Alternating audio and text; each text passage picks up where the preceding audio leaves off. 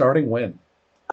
Once, like, I was imagining that as soon as her eyes landed on Vepsel's eyes, she began to speak.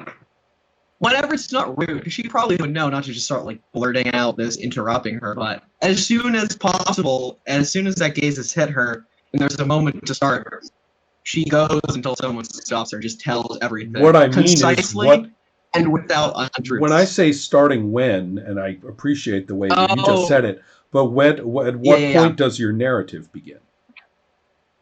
Oh, I guess like at the important part, which is like why we all met, and then like what we were going to get with the sand specifically. So I guess I started around our encounter with the basilisks and stuff like that. Yeah. You know that gets you a look from somebody else, right? Yeah, but all that stuff is looking at is these powerful eyes that she wants to tell the truth to, and they're making her feel safe with this. The whole thing about we have to share among ourselves as dusters, and she's gonna say it. Yeah, she's telling everything. Right. Okay. So the first thing that all of them go very, very still, just like stones, like lizards, right? As they listen, and and one of them, even at the mention of the tribal humans, is it actually makes a small noise, which among you, I mean, is like a gasp of horror and fear. I mean, that a human would make. A human would be making an extravagant, response of horror and fear. And that's in this. It's just this kind of shift in position and kind of a small noise. And the and Chuchot is growing very, very attentive. The business about the basilisks is, she says, you went to a place of the final death. You went. We have only legends of such a spot. Legends that go back to the people that were.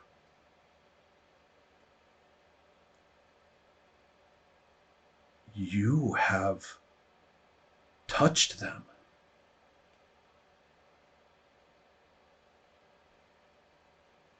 He says, their spirits. She says, we must somehow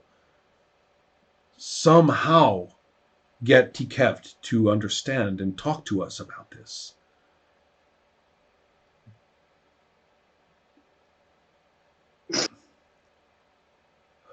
So she's she's visibly disturbed. She's like, why did you go there? And she's looking at Vefsel. Why were you there? Why go to such a place? Yeah, Vefsel, to like the best of her no shaman, no Jara would send you to such a place. I think Vefsel, to the best of her understanding, will try to explain about the sand.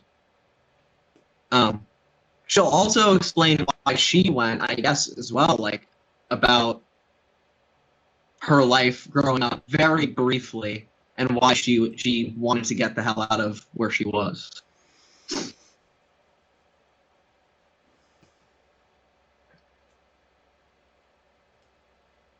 Cirivel sent you there.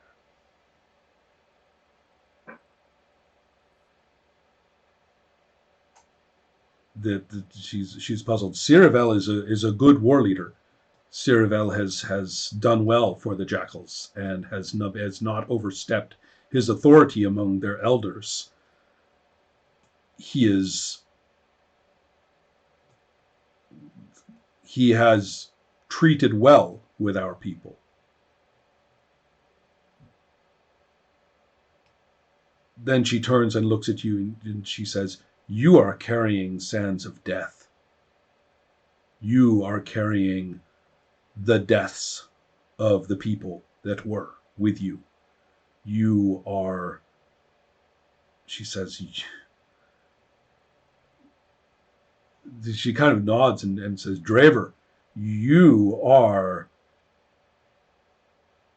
going to live in some tales. We are going to speak of you.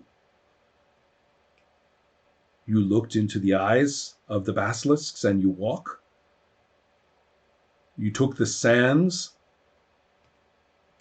that they bred upon and birthed upon.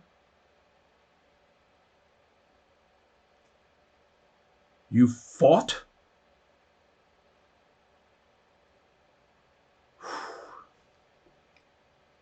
I look back a moment when she says this to Itasha and Vepshirk, and I say, I was greatly aided in that. And so the glory and burden of these actions is on the tribes, from how I see it. I would have not done this alone.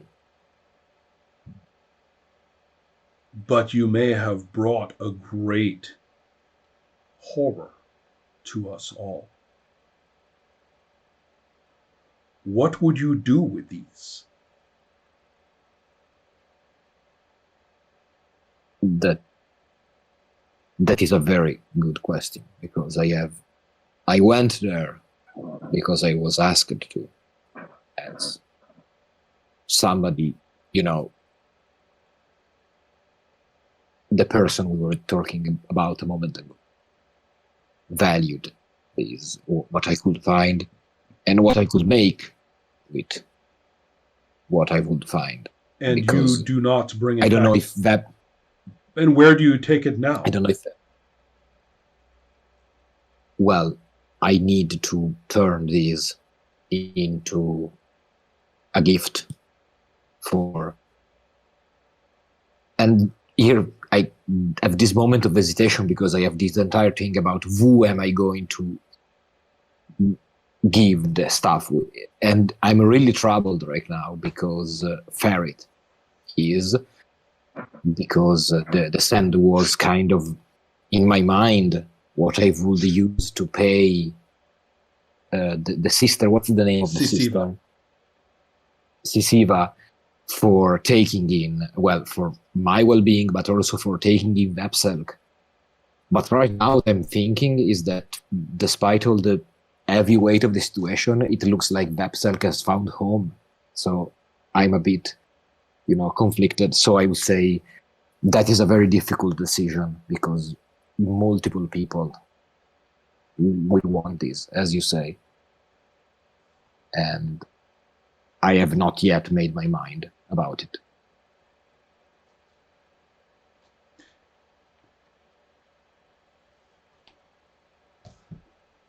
Chutult is makes a gesture which basically means, all right, stop, everybody shut up.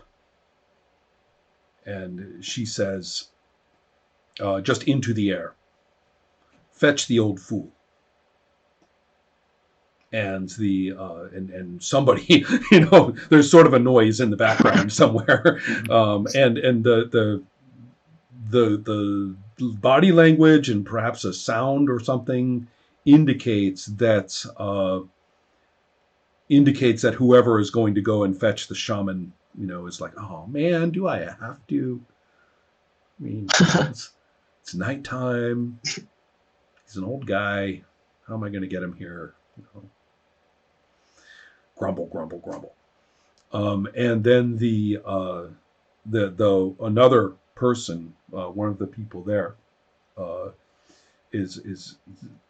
says one word to Chutult, which is effectively a word that in Duster means too much drama. There is too much going on. These people are complicated. Whatever they get up to is going to be unpredictable. Their motives don't matter. Whatever it is, it's a huge pain in the ass and it's very dangerous. Okay, all of that is expressed in one word. There's a word for that in Duster. And the implication is just kill them. Just kill them. That's going to solve everything. This is way too much bullshit, right? So, that's Chochol just sits there like a rock, just sits there. And the one, let's see. Actually, the person who's the least happy at the moment is probably Telech, because he's already gone out on your side.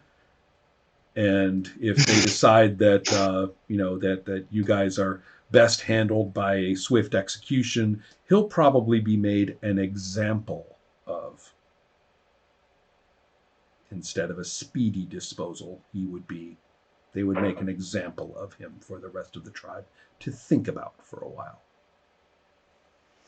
So he's looking right. He's looking very, very unhappy with his current situation. And so, what will the three of you do or say? Are we all sitting down? Yeah. Just wondering. Okay. So I'm unless you basically specifically say you aren't. I mean, I'm not going to. That was my image. Oh, no. I am. I'm just observing, and I'm especially looking at Churchill,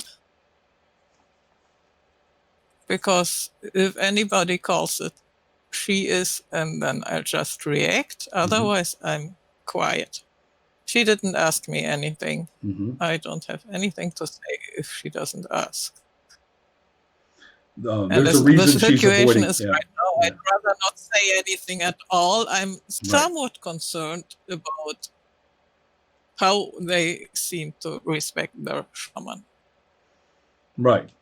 Even though he's old and may not be in his senses in their eyes, I'm certainly not understanding their way of handling that situation. It's foreign to me. Right. Now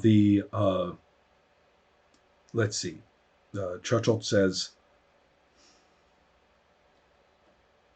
I want there to be no deception here. I know something you do not. There are pieces of what you are saying that I do not yet know.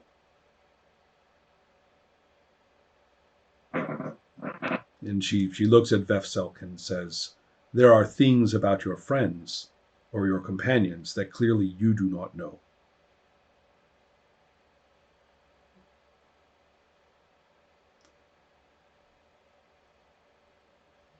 I would have this deception be removed. And so she says, bring Had.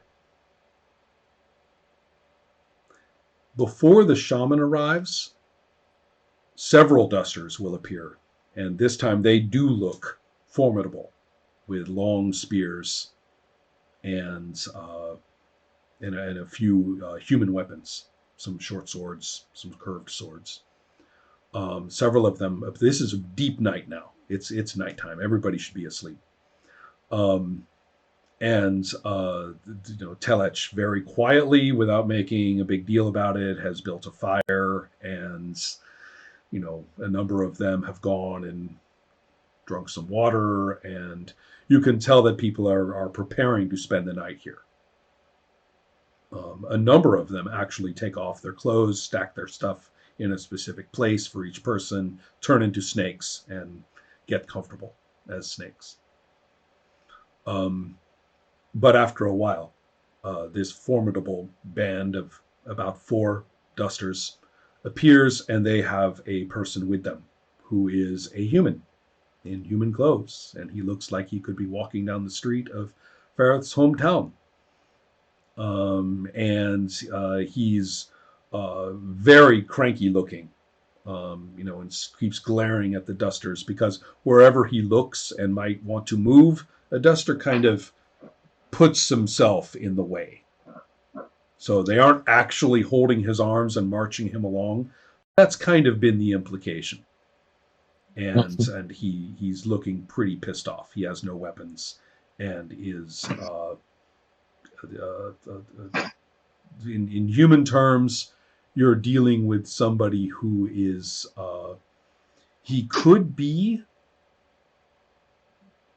like the boss of a riverboat, or he could be the somewhat maybe tough manager or owner of some kind of waterfront business.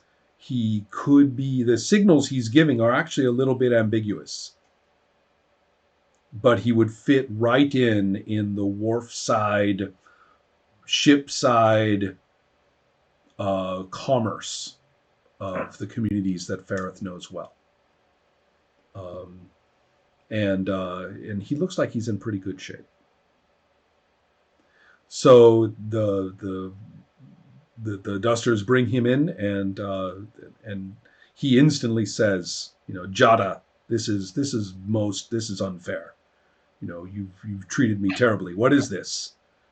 And then he looks and he sees Ferrith, and he goes, ah.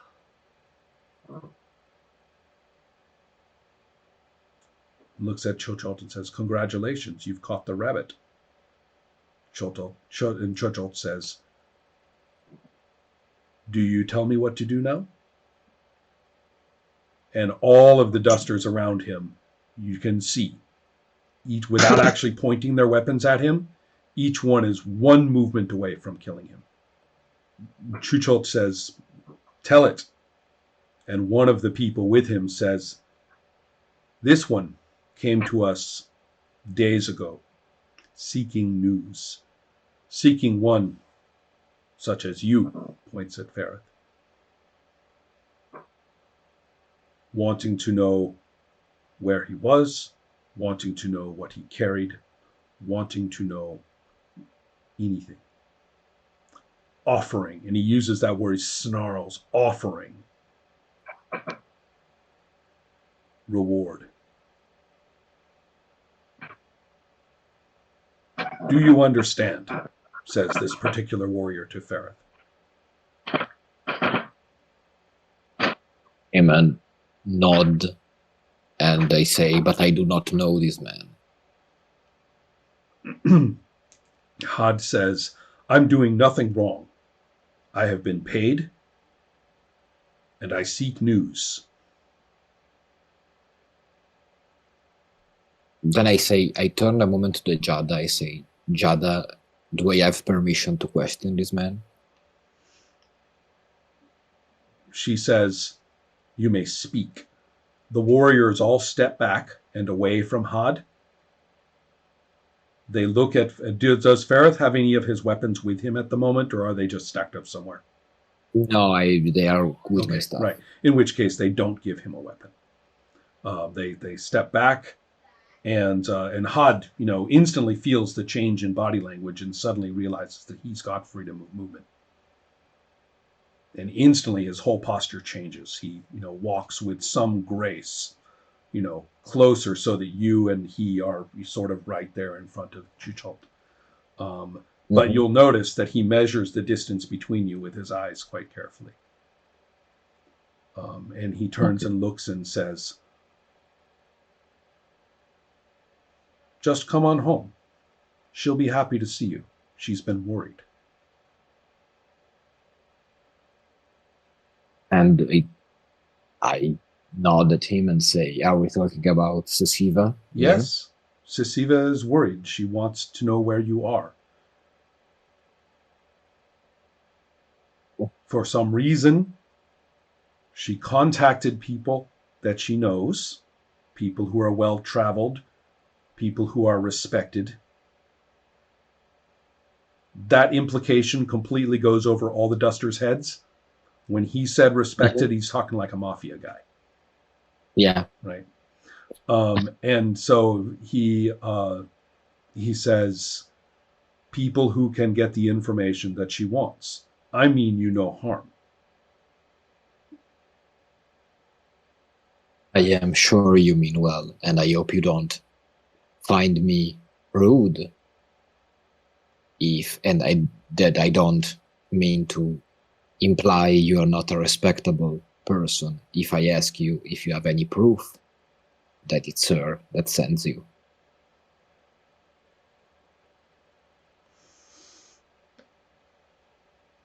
I would not want any such proof to come into hands of such people as I might meet. I speak openly here in front of the Jada because I've heard her words and because I see no reason to lie to you. But if you're carrying what she sought, then there are many who would leave you face down in the dirt and skin your companions for their hides.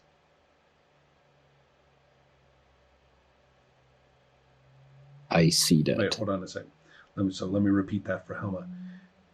There are many who would kill you for what you carry and would leave you to bleed in the dirt, and who would leave your companions without their skins to die in the night. Some of them are Duster tribes, the ones who oppose the great tribes of the river, like the quail and the jackal. Tribes that want order and peace, tribes that want to prosper. He turns and looks at Chuchult and says, I bring no harm to this man. And he said, but what he carries goes back where I come from, with me. If he wants to come with it, he is welcome. And you know, great Jada, that this is only to your benefit.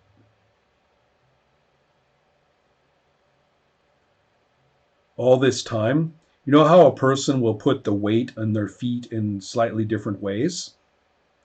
The weight on his feet is a little bit forward on his feet. There's no weight on his heels.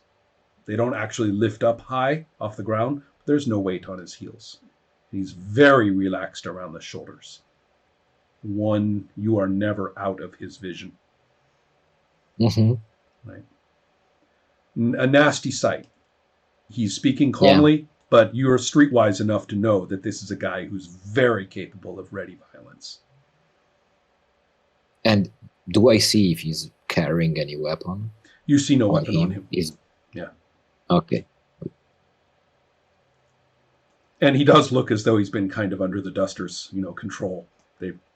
I mean, this is the kind of guy who would probably keep a concealed weapon, but the Dusters have probably taken care of that.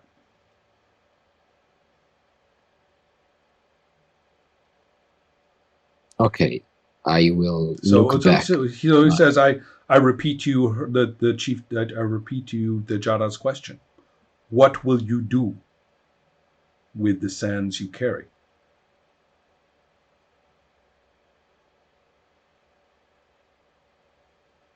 Reward, as I was saying, reward awaits you. This is not about reward. I said I would give the sands to Sasiva, and I do plan to honor that promise, and it's not a bargain, and I make sure that I say this in a way that is significant to the innuendo that was going on before.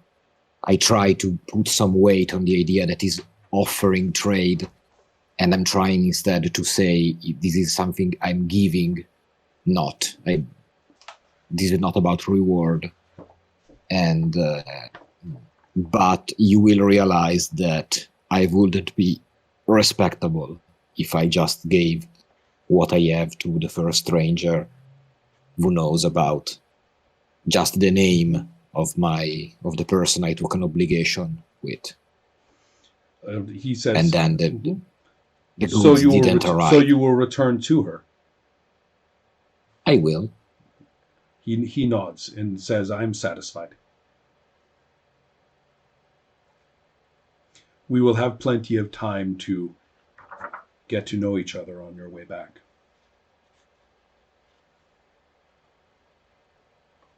I say that is possible, but I have to honor the hospitality I've been given here, and I will leave when the Jada says she is fine with everything she wanted to know. She says, "The spirits will tell us." Oh man, I'm so ready for the spirits. Yes. Um, Yeah. And you know what? I think I'm going to shift. I can't. I know we should probably finish. It's getting pretty late, but let's go ahead and move into the initiation of the next thing. The shaman is brought, and while he is a little bit whiny and a little bit disoriented, he's not literally causing a scene or anything like that, and seems to be okay. As you know, it's getting quite late. It's coming up to midnight now, and the various dusters are getting a little bit upset. They want, this was not how they planned on spending their evening, and the situation is extremely unusual. So as soon as Tikeft is brought, and he is an older duster, very thin and very old, and is not being manhandled or pushed around or anything like that, but is definitely not, not very happy at being awake this late, and is they have given him a cape of some kind of cloth to keep him warm. He's very duster looking, wearing with shaman markings and things like that, but he has this human cape on that's keeping him warm. He's holding in front of him, and so he is. But when he is brought, Chuchot then speaks to him with great respect, perhaps to Athasha's relief. She says the right things that you say to a shaman, that the spirit world is yours. You watch over us. We rely on you. You are a great one. You are, we are the hands. We are the hunters. We are the warriors. We are the keeper, the mothers and the fathers, and you are our memory. Yes. I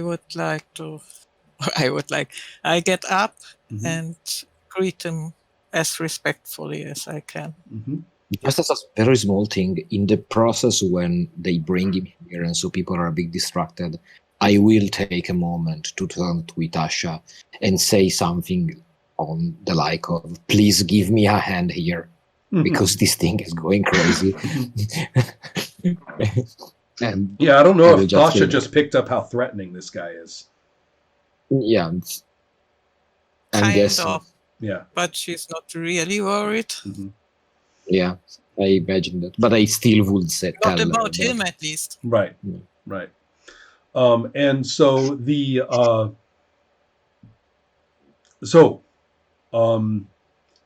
when Tikeft turns to to Athasha, and holds out his old hand and says to you, daughter of Earth, the sands move through you, the rocks speak. And he says,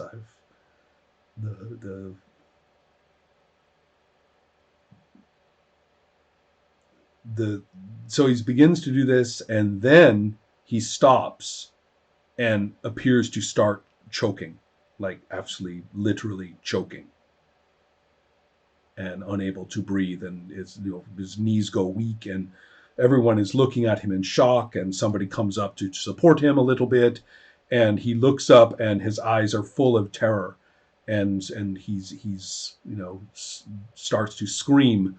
The the reaction of the dusters is pretty strong. They are Chucholk raises one hand and every single weapon is readied. And some of the dusters are terrified. They are backing away. Some of them have just lost their nerve and have started to back away. Had, if it is all possible for him, if nobody's really keeping an eye on him, will not be present. You'll look again and he's gone unless you want to say otherwise or make an observation roll. I was keeping my eyes. It was the most meaningful threat, but I will make my roll, but it's pitiful. All right, let's see. No, it's not a right. 66. So upon looking at Tikept and his strong reaction, you suddenly remember, wasn't I supposed to be keeping my eye on Had? And then you turn and look, and sure enough, you should have been. Right. Yes. And so then I will at least look at the bags. Right. Anyway. Yeah. Good point. Yeah, they're there. So what will the others of you do? Veselk? I guess I'm just watching in fascination. Yeah, I don't know what else I could do. Well, I will tell you that Alchemev has a suggestion. Right. He does something that's not very human in its body language, but is a very communicative thing for dusters.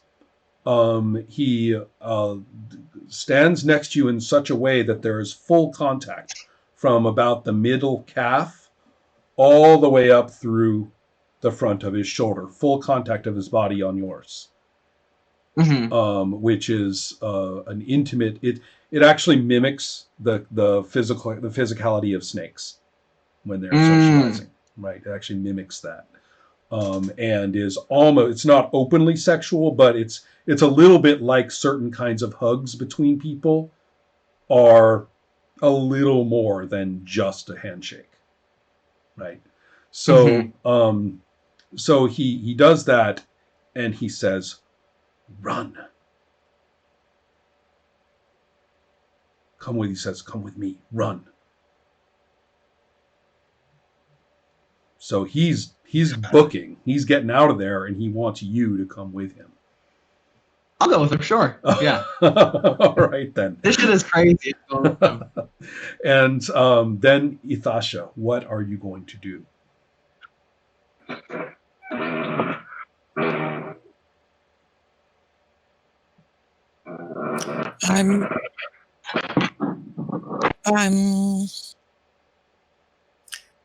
I'm kind of shocked. I realized that his reaction probably has to do with me, but I really can't figure out what is happening. So I'm basically backing off,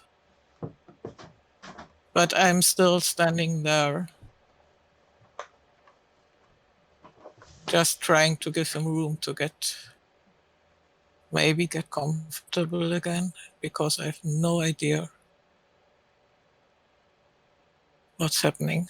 Okay. But I'm not going to run or anything. I will leave if anybody sends me away. But I will not signal that I'm kind of fleeing. If that makes sense. Yeah, let's see if I can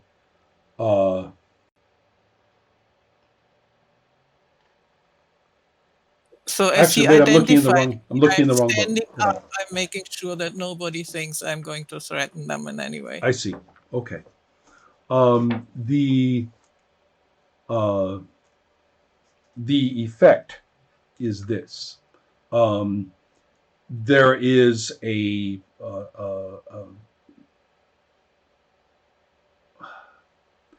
there's a point where Tikept starts to stagger around, right, out of control of his body movements, and is tottering around on his legs, and then he'll fall down. And the one thing that will happen is that the bags of sands will break open, and this sand flows out of them. It's not moving like it's not animate. It's not, creeping out. It's just gravity when the fabric splits, and the sands just kind of flow out like fine sand would do. And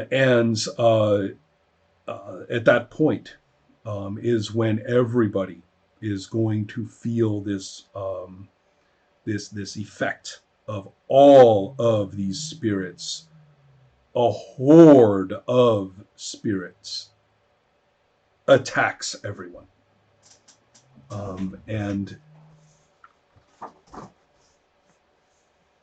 I need to get to the miracles that will tell us about this, which is right here. Spirit call. Oh, goodness.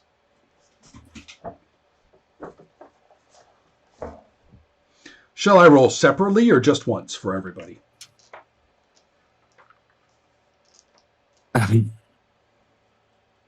Whatever. I feel like individually is Individually more. means it means I Yeah. love you individually, right? It's Yeah. right. Yes. Okay. Exactly that. I think this is a good time to say oops.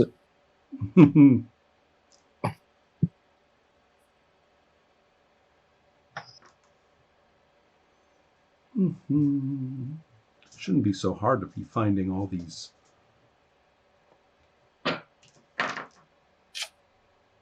There you are.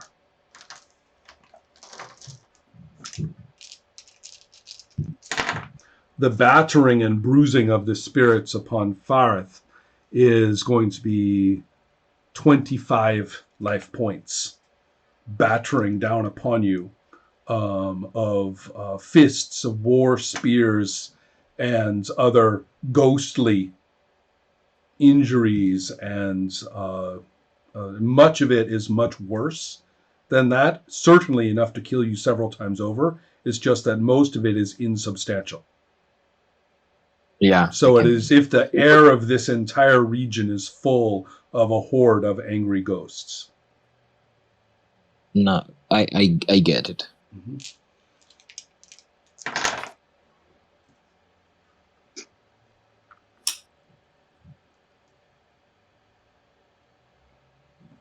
Only 16 points for Athasha, much to my irritation.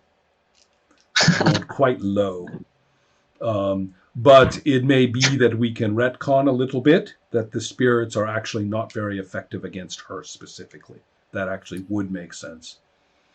Yeah. So then upon Vefselk, although actually I'm going to give you a chance to escape because you were already on your way out. And as I recall, there was some kind of roll, not for this spell or not for this miracle absolutely specifically, but there are mechanisms for getting out of the way of some kind of, there are spells and things that permit an escape roll. I'll have to double check to, I don't know if I feel like looking it up in detail, but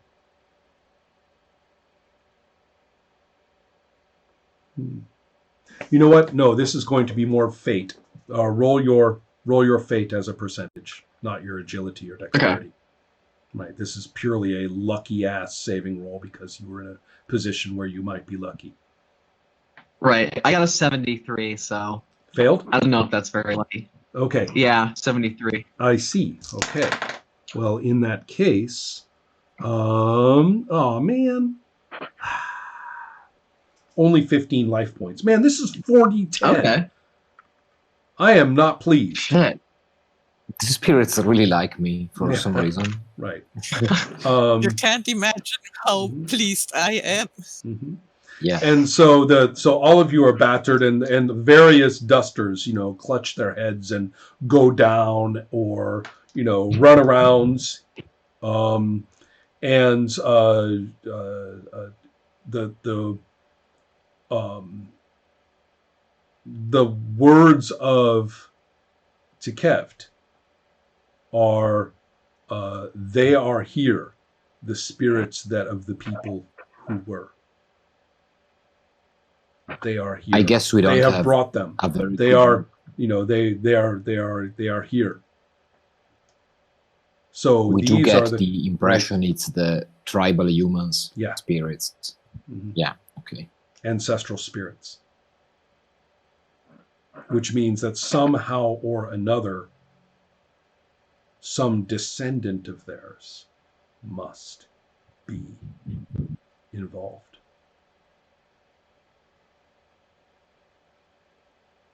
So Ithasha is the only one who would realize that. Somebody in this situation, maybe not this location, but somehow tribal humans' descendants are still here. And you have awakened that connection somehow.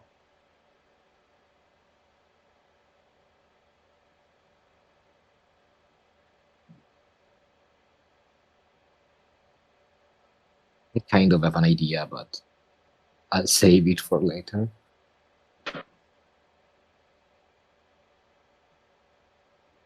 So I think that's probably a good place to close. Yeah, Yes. I'm feeling like yes. You just keep those life points missing, because when Yeah, we start, I just have when we start, questions. you're not getting those back. Right? No, no, no. Yeah, sure. I have Lorenzo. just a couple of questions that I wanted to ask before the session. Oh, Well, sure. one, if Ron, you can write down the names of the people in the Yeah, we section. need a Yes, we need a please. cast list, because I keep looking it up and I keep mispronouncing Yeah. some of them too, and it's also getting That pretty. would be- It's getting pretty populated these days. All of a sudden. Yes, So yes. yeah, It will be nice to have them. Right. And you thought the that second thing is Listas and Crixos added complication to your lives. no, but those are very easy. It's the duster names that are Right. kind of, Right. Ron, we might have to look at the idea of whether ancestral spirits can fight each other, Yes. amongst other things. Yes, that is, I agree. There may be some rules, interpretations, or nuances. Because Yeah. I assume I have to make a decision next time we start. I also have one other thing to ask is that I think I wanted to ask the other time, but got so excited that I forgot. And now also, Well, I was But going to I'm say, wait, wondering- does that mean you're not excited this time? Bummer. no. I was going to ask it this time, and I forgot it again. But every time we say a day has passed, I'm like, okay, I still have my life points down from. Oh, the yeah, we other should be fight a few calculating. days ago. Yeah, we should be calculating There's- that, shouldn't we? Let's go back through the rules and figure it out. Okay, Right. perfect. The game I will- takes recovery rates and travel and things really seriously. And Yeah, but I think I have been I a don't have been think a it's going to bad be adventure significant. guide, and in this case, it's Oh, significant, I'm so we need to taking care figure of it out. myself. Yeah. I have don't think to. the recovery, if I remember the rules, it's not going to be significant, the Right. recovery, but looking at my life points right now, and if it helps, so I'm going to go look for Right. that. Yes. And the last thing is that if I can finish being the annoying guy, is that I think we missed a XP for the last session, You and did. I lost count completely. Right. So I would like anybody else to give me the number. Sure. Because I will kind look of- at. I did not calculate it. You're right. Would I be need to nice get to that. roll out some more life points at least. Right. Right. I don't know if we are at a level already. It's possible we weren't too the far. number you went up to 7th level, but Yeah. the number that it takes to get to the next level is actually increased.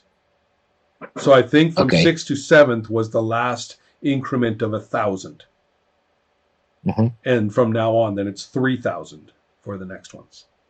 Yeah. Now the So- trouble is that most of the experience point rewards, in fact, all of them, are treated as multiples of your level.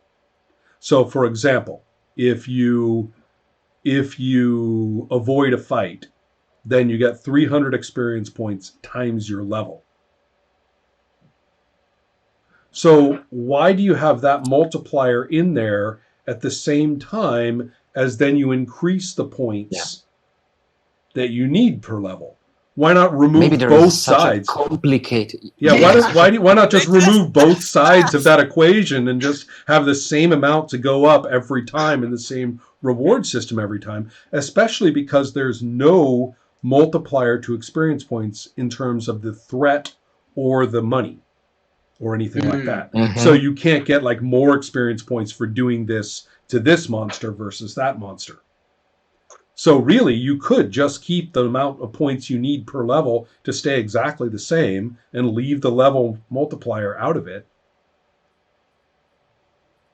So for some reason, Yeah. they just really liked the idea that you needed more each time, Yeah, right? It looks more impressive. I know, but that's it. There's no mathematical. I mean, it really looks a lot like certain other books did it. I think exactly, it's the exactly. D&D best does it. We explanation. have to do it that way, right? Yes, exactly. I think that's the best Yeah. explanation. So it's an interesting with a game that's otherwise mathematically so precise. These particular kind of arbitrary things, and like the calculating how you get your successful attack is way too complicated for the simple math that it really is.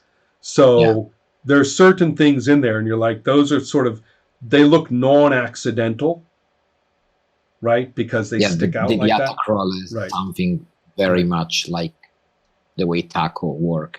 If you read into it, so it's right. I guess. So okay, that's all I had to ask. And this was very exciting. Well, I hope so. It wasn't too talky. I'm boring, really pleased with it. No? Yeah. I It was confess, very exciting. I confess I really like my characters, and I think it was time to bring it back to Sisiva. We need to bring the whole thing back to Sisiva. That's what the rest of our story is. Sisiva's story. That's how it works. Is the plan. At some point, while during play, I was thinking of some of the Let's Plays I've seen this week. I've seen a lot of videos on the website this week because I appreciate that. I was writing Lorenzo, great you could be watching porn. I mean, why are you watching? What's your priorities? I don't understand. Very honest. Yeah, I know. But I'm very honest. I think I'm really, really grateful for the Mountain Witch videos because I was writing my stuff, and there was some stuff there that was like, a Thunderstrike, like, oh, I can take away this, and that because I'm seeing it in play, and I was concerning myself with stupid stuff. It just works that way. So I was very, very happy with those videos. But while we were playing tonight, I was saying, okay, tonight, what we're doing tonight has a very different feel. It is. And the system really is different, and play is different. It's and it invokes some kind of character interactions tonight are kind of, I think I can think of a few people, allow me to be political for a second, a few story gamers that would go like, this is not really, what we do in our things, but I think this type of character interaction are really interesting. I like to think of systems as having hard, soft, and empty points. And there is no specific way that role-playing works best if this is hard, this is soft, and this is empty. Yeah. So you have to just understand what all those different pieces are and how this particular game is going to configure its working parts. And then what is empty is different for this game than it is for another game. Yeah. Right? But that's what we do. We are using this instrument, and so it's going to sound different, it's going to feel different, it's going to work differently. And I really have been trying to get these points across, and I realized the only way to do it in this endeavor of Adepts Play, the only way it's going to work is to enjoy it together and watch each other. Yeah. And that's why I have been only a little bit formal with my curriculum. Just a little bit formal with the labs and, the focusing on specific games over and over. That's all on purpose, but that's as formal as I'm going to get. because I need people who have intuitively started to quit repeating bullshit that they have been reading all their lives and start working off what they know to be true through their experiences and their observations among us. We have to do that. I'm tired of trying to convince people that play can be like this too. Or if we tweak it around the other way, then the empty spot of the system is over here. And we can contrast the relatively, think just of other things too. Think of how we got into this out of a furious sense of bodily identification with these semi-humans. All of us. All five of us have got into this with this really body sense of who these characters are, what it feels like to move in their bodies and to change shape and things like that. And think how different it is. It's okay to do that. The consequences of play are a certain way because of it. The things that we bring in for descriptions, the choices you make about characters are different than another game where that's not a feature. And it's okay for it not to be a feature. It has other ways of clicking in, you know? So it's these, you can't explain that out of nothing. No, really not. I can't even explain it to myself, but I don't know about Sam, but this interaction between Farid and this human, I was halfway to becoming a snake. Right. I wasn't even consciously thinking of it. It was more like, no. To the credit of the system, I was constantly looking at my sheet. And that's right. You were like, what can I do? What can I do? I was looking at my wall climbing skill all of the time. And I don't know why I gravitated there. And then I was thinking, but these people go Drake. It's so full of limitations in what you can... It's so specific in what you can do that it has a very strong footprint. And I like that. Oh, I agree. The worst role-playing system is the one where you can do anything just to say it. Yeah, precisely. That's the worst, right? The worst resolution system is, well, we'll just talk it through as we go, and whatever's best for the story or whatever, we'll just do it. We'll just say it's crap. We have had that. No, it's crap. No one ever made enjoyable fiction that way, ever. No. Right. So anyway, there's a lot more to talk about it, but I'm really enjoying playing with you. I agree that this game is not going to go on forever or even that much longer, but I'm willing to play it through logically from where we are each session, during this time as we move into that final phase or zone of play. So that's great. We'll know when we are there. That's right. I agree. Yes. Yeah. All right, everybody. Tonight I felt take care. like good night. Good night.